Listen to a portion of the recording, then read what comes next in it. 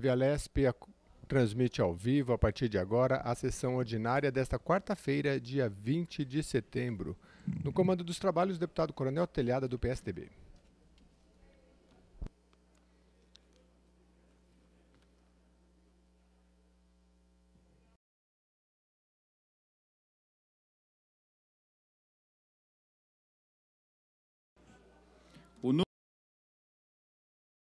Deputadas e senhores deputados, sob a proteção de Deus, iniciamos nossos trabalhos. Esta presidência dispensa a leitura da ata da sessão anterior e convido o nobre deputado Elson Gasparini para ler a resenha do expediente.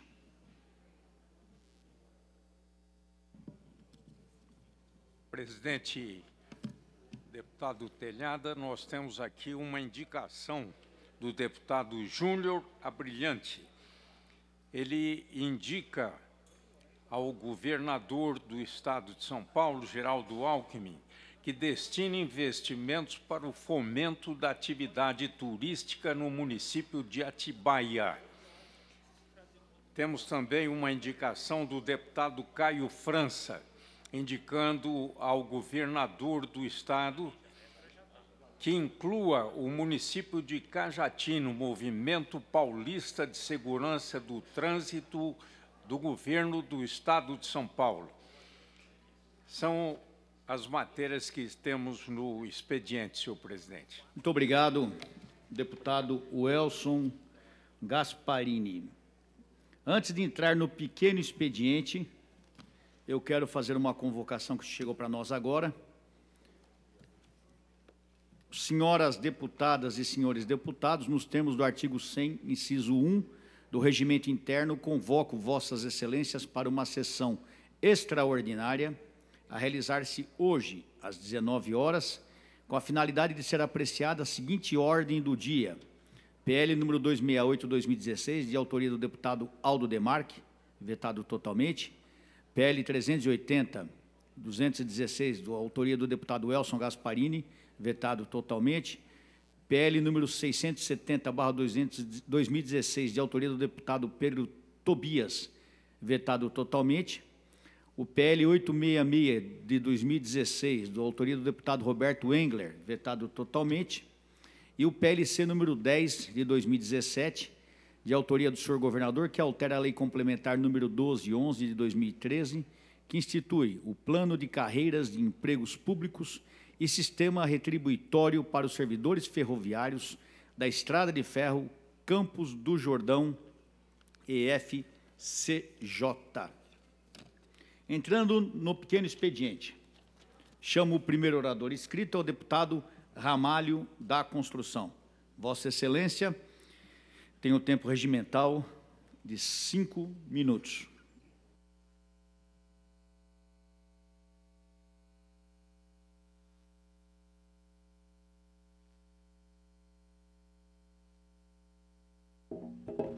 Senhor presidente, nobre Coronel Telhado, grande parlamentar, homem da segurança pública e um grande chefe de família. Senhoras e senhores deputados e deputadas, colaboradores, telespectadores, que também com grande experiência, o meu irmão, o Elson Gasparini. Acho que todos nós aprendemos muito com a experiência de Vossa Excelência. Quero cumprimentar os visitantes dessa tarde aí, das escolas que estão aqui visitando a nossa Assembleia, parabenizá-los pela iniciativa, não só dos dirigentes da escola, mas também dos alunos. Eu acho que é muito importante o jovem, principalmente na escola, entender um pouco como funciona um parlamento, como funciona a Casa de Leis, e isso contribui para que nós possamos, aos poucos, conhecer como é que funciona e devemos agir com honestidade na política brasileira. Eu acho que a política tem jeito, o Brasil tem jeito, tudo se constrói através da política, mas depende de todos nós. Queria aqui se solidarizar com as vítimas do terremoto, que infelizmente, num grau de 7,1 graus, né, mata 147 no México, né? E 49 prédios caíram. Quer dizer, a nossa solidariedade a todas as famílias. essas tragédias que acontecem ultimamente, por conta da natureza, mas são seres humanos, deputado Elcio Gasparino. Aqui também o nosso deputado professor Carlos Gianazzo, grande professor. Eu acho que são momentos difíceis, pessoas perdem as vidas, outros deixam família, não desespero, tudo bem com a tragédia natural, coisas que acontecem, que às vezes não estão previstas, mas os nossos sentimentos com a família. Mas eu vim aqui, senhor presidente, nessa tarde, agradecer a receptividade que eu estive do dia 13 ao dia 18 na região de Presidente Prudente. Estive lá, nós visitamos 21 prefeituras, fizemos 47 reuniões, claro que tivemos que trabalhar, a média de 18 horas por dia, algumas vezes acordando às 3 da manhã, dormir mais de meia-noite. E começamos com o centenário de Presidente Prudente, 100 anos lá com o Bugalho, uma grande festa lá, mais de 60 mil pessoas.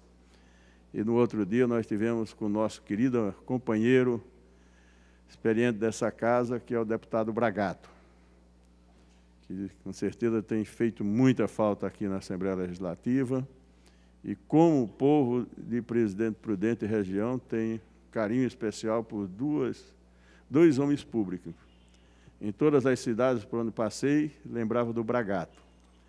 Toda cidade onde nós passamos, o pessoal perguntava do governador Geraldo Alckmin, né?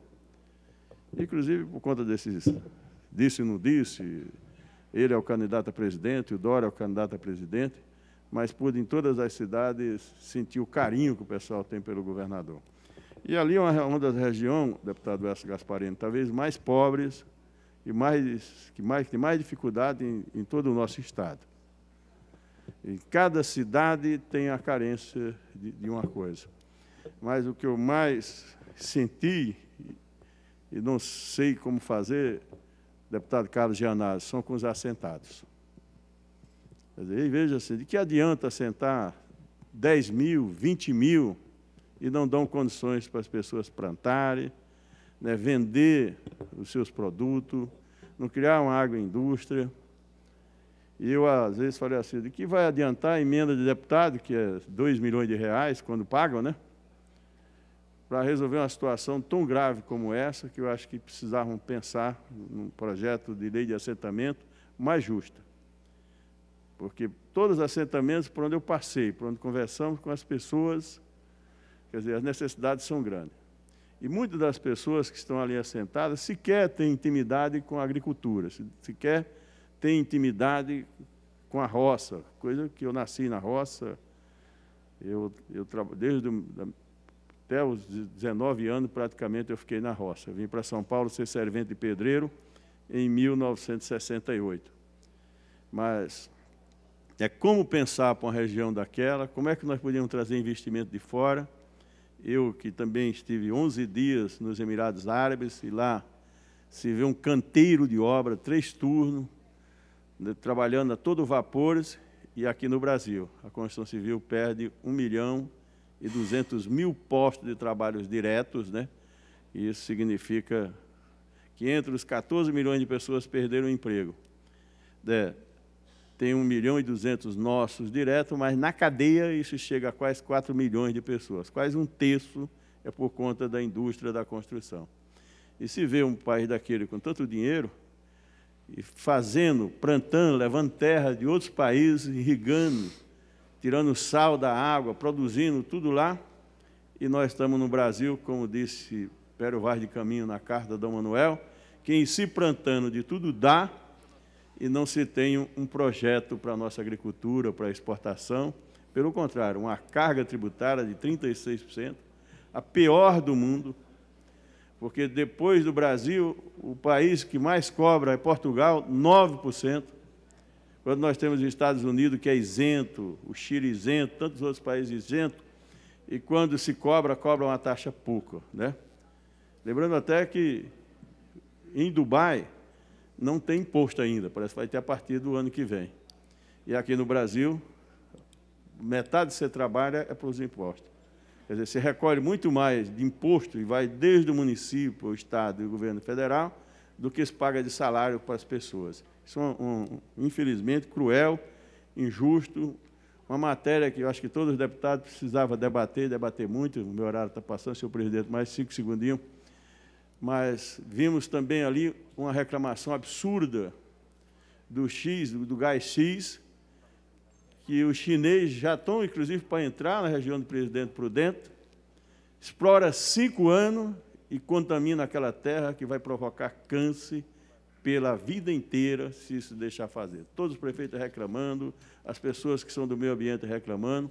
Então, são coisas absurdas que, às vezes, a gente nem sabe, mas que, infelizmente, eu não sei onde está o governo federal que aceita esse tipo de coisa, e nós já vivemos num mundo contaminado de todas as formas. E ainda vem, lógico, os chineses vêm aí, vão ficar ricos, bilionários, em 5 anos, e vão deixar aí, infelizmente, uma contaminação enorme para matar as pessoas. Desculpa pelo avanço, senhor presidente. Muito obrigado. Obrigado. Eu quero, antes de chamar o próximo orador, da Ciência Casa, que nós estamos recebendo a visita dos alunos do Colégio Santa Amália, da cidade de São Paulo, responsável professor Marcos Aurélio dos Santos. O professor está presente? Professor Marcos Aurélio dos Santos está presente? Sejam bem-vindos. Prazer recebê-los nessa casa. Muito obrigado. Senhoras deputadas, senhores deputados, essa presidência, atendendo solicitação do nobre deputado Barros Munhoz, cancela a sessão solene convocada para o dia 16 de setembro de 2016, às 20 horas, com a finalidade de comemorar os 50 anos de formatura dos alunos da Faculdade de Direito da Universidade de São Paulo, do Largo de São Francisco, turma 1967. Senhoras deputadas, senhores deputados, essa presidência, atendendo solicitação do nobre deputado Campos Machado, convoca Vossas Excelências, no termo do artigo 18, inciso I, letra R, da 14ª Consolidação do Regimento Interno, para uma sessão solene a realizar-se no dia 27 de outubro de 2017, às 20 horas, com a finalidade de comemorar os 85 anos da OAB, Ordem dos Advogados do Brasil. Senhoras deputadas, senhores deputados, essa presidência, atendendo solicitação do nobre deputado Campos Machado, convoca Vossas Excelências, nos termos do artigo 18, inciso I, letra R, da 14ª Consolidação do Regimento Interno, para uma sessão solene a realizar-se no dia 16 de outubro de 2017, às 20 horas, com a finalidade de comemorar os 60 anos de existência da Associação dos Cabos e Soldados da Polícia Militar do Estado de São Paulo. Próximo orador, deputado Itamar Borges, deputado Elson Gasparini. Tem Vossa Excelência 5 minutos regimentais.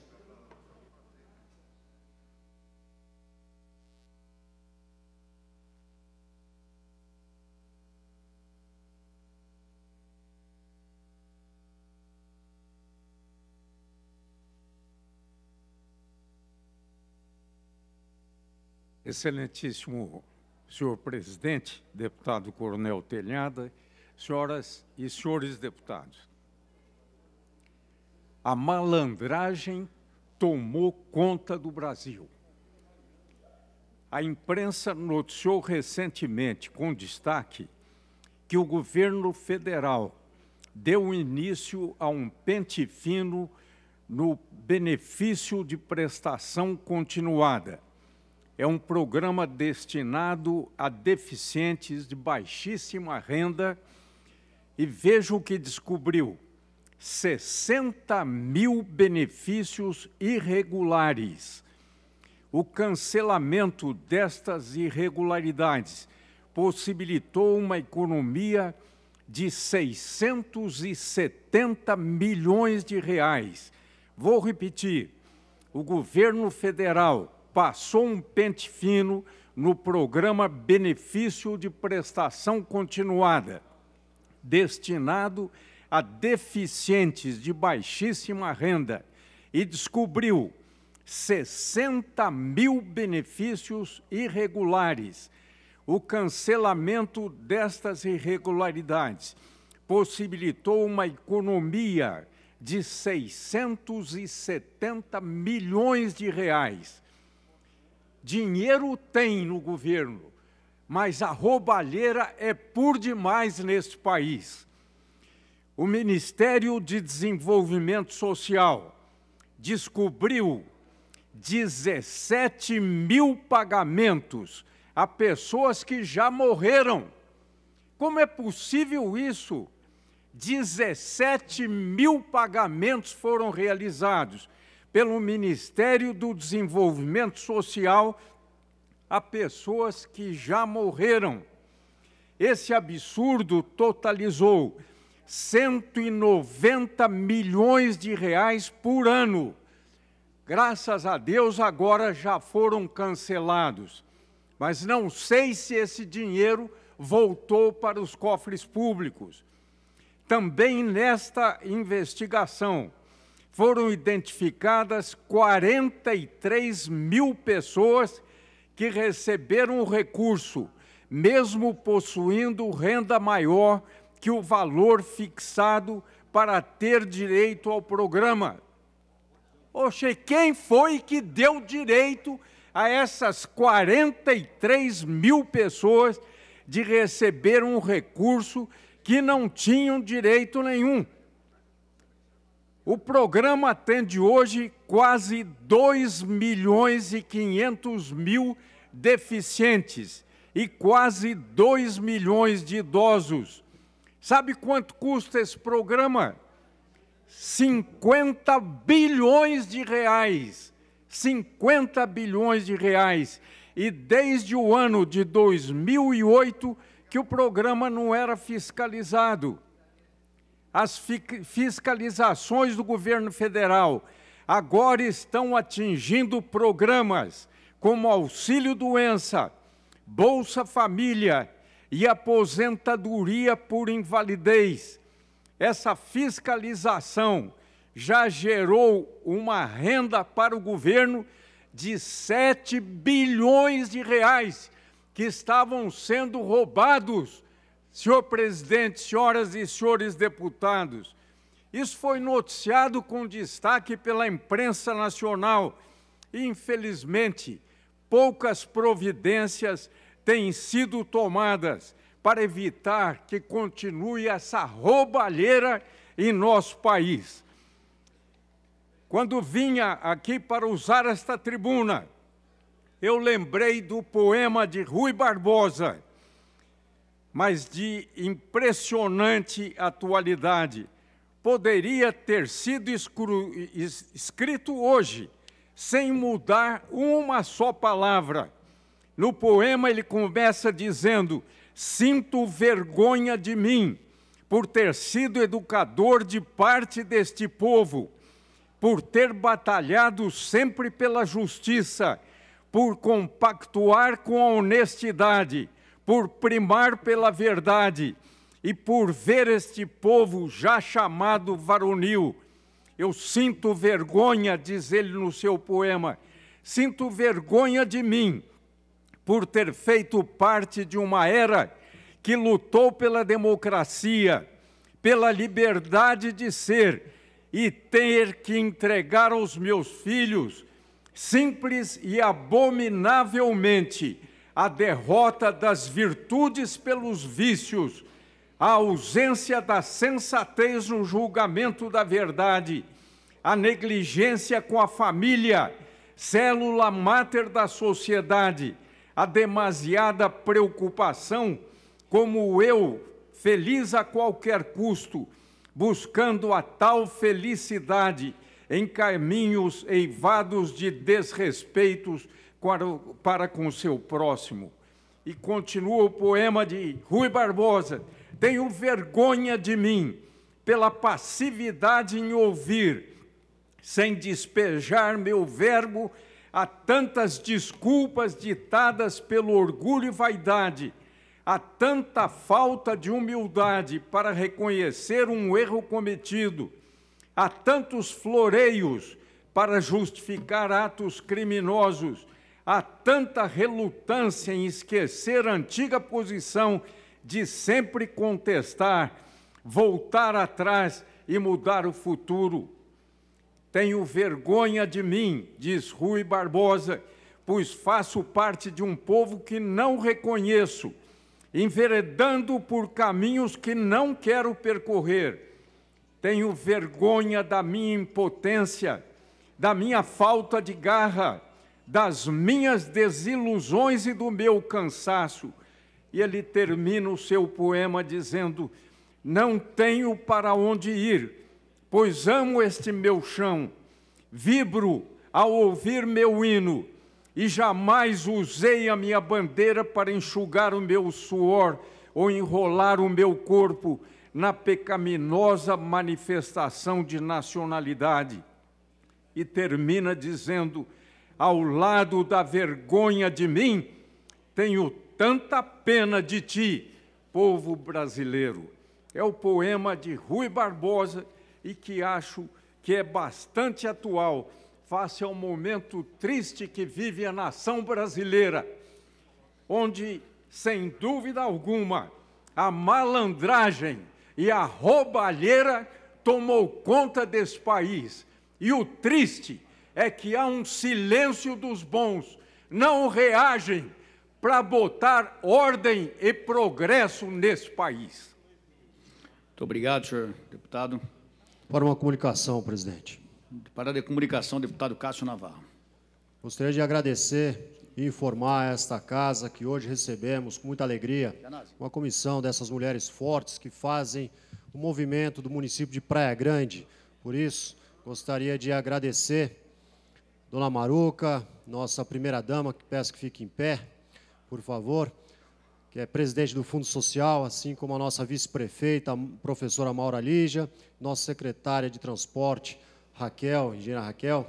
Agradecer a presença de vocês aqui na Assembleia Legislativa, essa casa que tanto honra a presença das mulheres que fazem a diferença no cenário político e público do nosso país. Muito obrigado pela presença de vocês.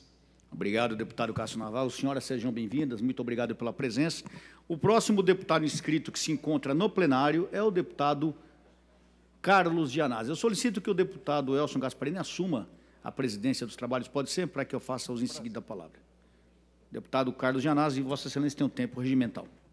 Senhor presidente, senhores deputados, senhoras deputadas, público aqui presente, gostaria de saudar a honrosa presença dos alunos e professores da escola do Colégio Santo Amália, que já foi, inclusive, anunciado aqui. Parabéns pela presença de vocês, mas, sobretudo, pelo trabalho pedagógico, crítico, libertário que vocês estão fazendo na escola, sobretudo nessa área da formação política, cidadã, para que os alunos entendam realmente o que está acontecendo no Brasil. Senhor presidente, ontem eu estive participei de uma mesa, de um painel do Congresso Estadual do Fisco, aqui do Estado de São Paulo. E nessa mesa, nesse painel, nesse evento, estava presente a organizadora, a coordenadora da auditoria da dívida pública, da dívida cidadã, aquela auditoria cidadã da dívida pública, que organiza o debate e, sobretudo, um movimento explicando para o Brasil como que o Brasil é roubado, como que o Brasil é subtraído através do pagamento da dívida pública. E, mais uma vez, nós intensificamos o debate e aprofundamos, senhor presidente, o que já é sabido aqui na Assembleia Legislativa, mas que a população tem que entender, que nós temos recursos, sim. Aqui no Estado de São Paulo, nós temos um orçamento de aproximadamente 206 bilhões de reais. Porém, esse dinheiro não é investido nas áreas sociais. Esse recurso é disputado, sobretudo, pelos setores econômicos. E nós recebemos, recentemente, essa lista das 100 empresas devedoras do Estado de São Paulo, sonegadoras, as 100 empresas que mais devem para o fisco estadual, que devem tributos estaduais. São 100 empresas, são mais, logicamente, mas aqui nós temos a lista da PGE, da Procuradoria-Geral do Estado, que nos foi enviada. Todos os deputados receberam essa lista, e esse valor das 100 maiores empresas devedoras chega a 78 bilhões de reais. E nós ficamos perplexos com os valores, primeiro, que são monstruosos, tenebrosos. Por exemplo, a Sadia, que é um frigorífico, empresa do setor frigorífico, deve 1 bilhão, aqui, olha, eu até gostaria de mostrar aqui para o telespectador, que está nos assistindo agora pela TV Alesp, que a Sadia deve 1 bilhão e 500 milhões de reais de ICMS. A Sadia, que todo mundo conhece a Sadia, né? Quem come carne, eu não como porque eu sou vegetariano, mas quem come conhece a Sadia. Nós temos aqui uma outra empresa devedora, Distribuidora de Carne de São Paulo, essa deve 1 bilhão e 200 milhões de reais para os cofres estaduais. E assim vai, frigorífico Margem, deve 606 milhões de reais. Impostos em tributos estaduais. São, só nessa lista, 100 empresas devedoras, 78 bilhões. Nós tivemos acesso aos números da dívida ativa, do total da dívida. Total da dívida do Estado de São Paulo chega a 350 bilhões de reais.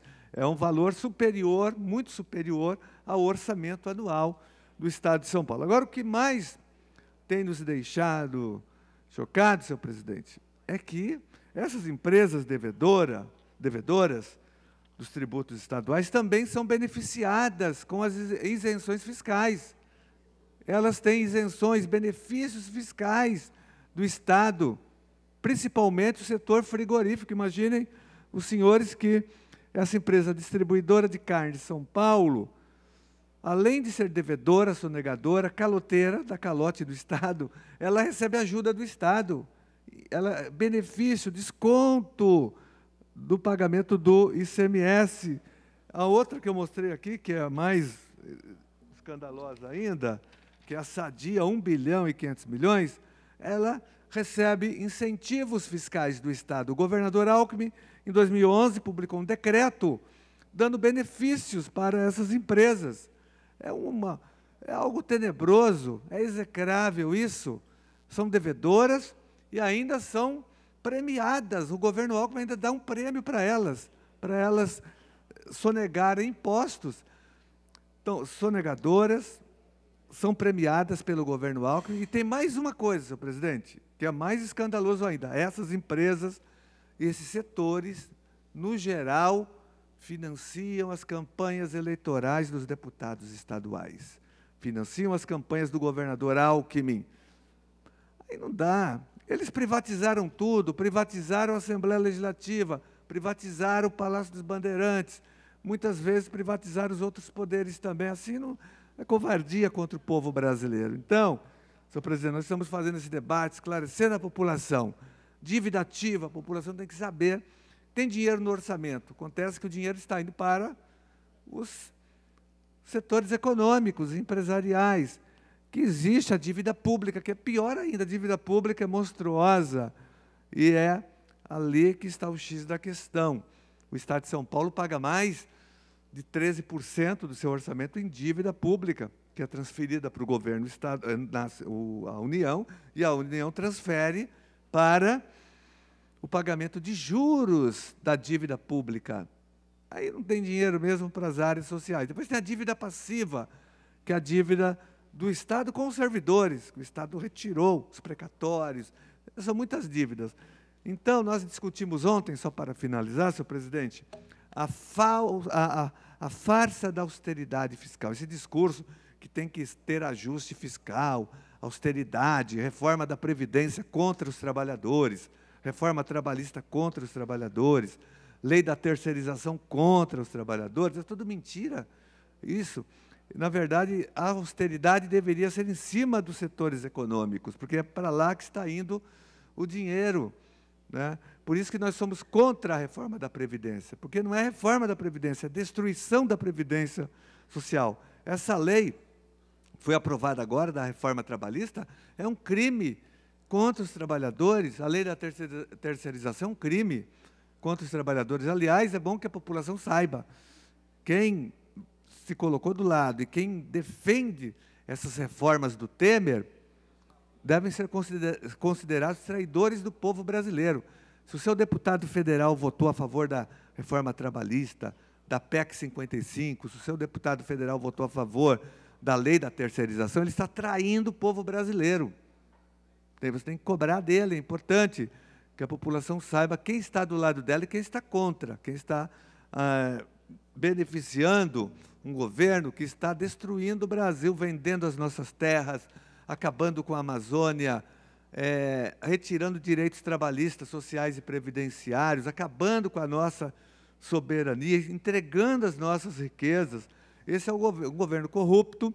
Já foi mais do que constatado que o governo Temer, que o Temer é o chefe da quadrilha, é um criminoso, né, que não representa mais o Brasil, ele só se mantém no poder porque ele compra os deputados, compra os senadores, porque ele organiza uma política justamente que beneficia os banqueiros, os grandes bancos, os rentistas e especuladores. Apenas 1% da população brasileira ganha com o governo Temer. Os outros 99% estão indo para a miséria total. Mesmo assim, ele permanece governando o Brasil. É importante que a população tenha ciência do que está acontecendo. Nós vamos agora, para concluir, senhor presidente, receber aqui no estúdio da TV Alesp a grande auditora fiscal e educadora Maria Lúcia Fatorelli, onde ela vai dar uma aula sobre essa questão da dívida pública, e quem assistiu o programa com certeza vai entender por que o Brasil está nessa situação. Muito obrigado, senhor presidente. Levanta.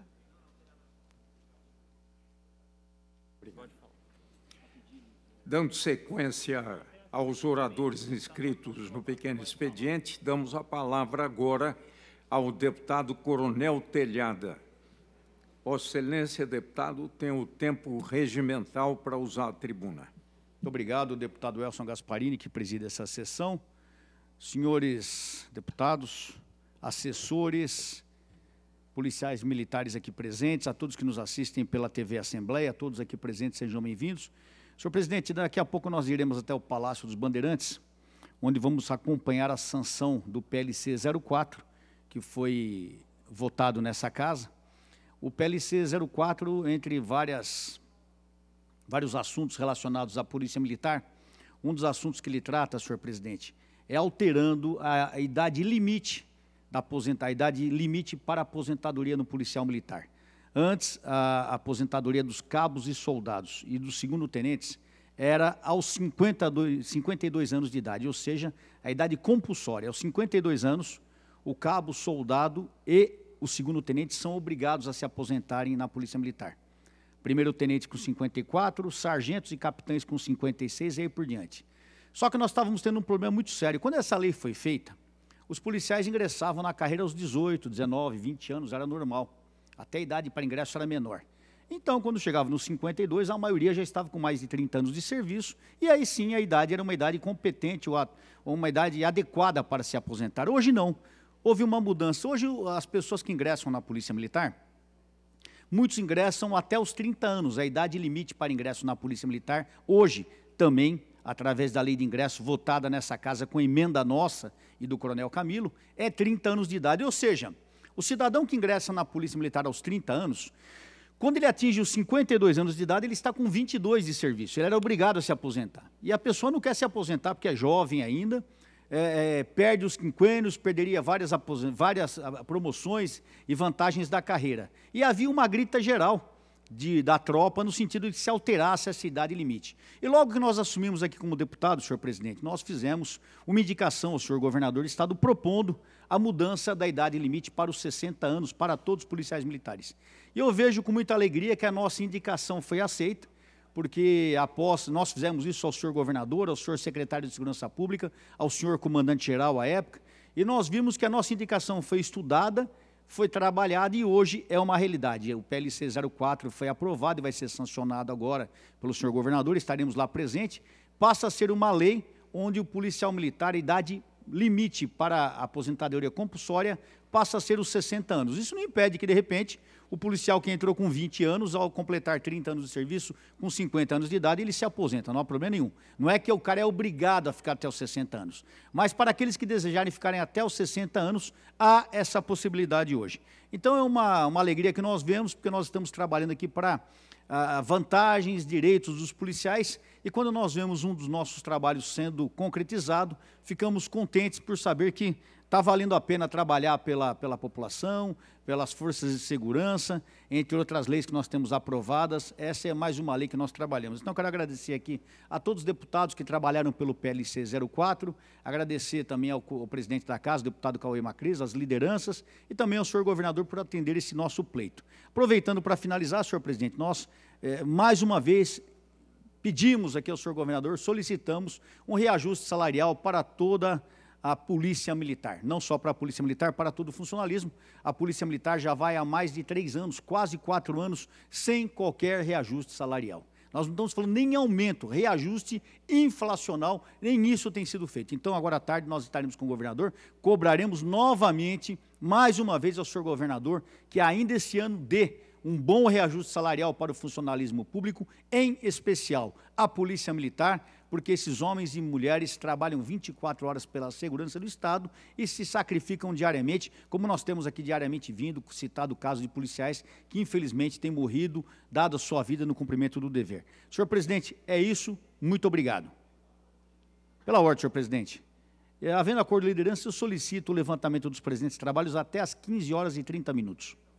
Perdão, última forma. Suspensão dos presentes trabalhos até às 15 horas e 30 minutos. É regimental, deputado Telhada. Havendo o acordo entre os líderes, nós vamos, então, suspender a presente sessão até às 15 horas e 30 minutos, quando voltaremos às atividades normais. Está suspensa a sessão.